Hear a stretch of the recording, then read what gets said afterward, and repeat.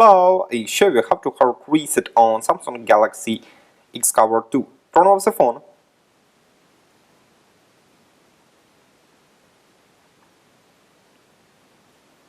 Next, press and hold the power button, volume up key and home button for a few seconds.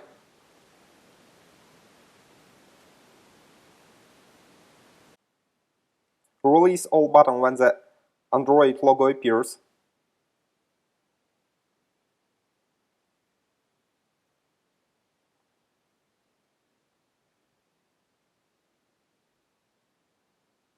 Now use volume key and power button to select factory reset, then choose yes.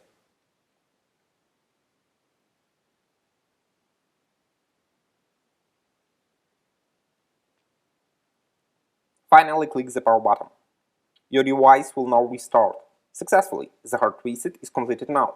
Subscribe to our YouTube channel and rate the video.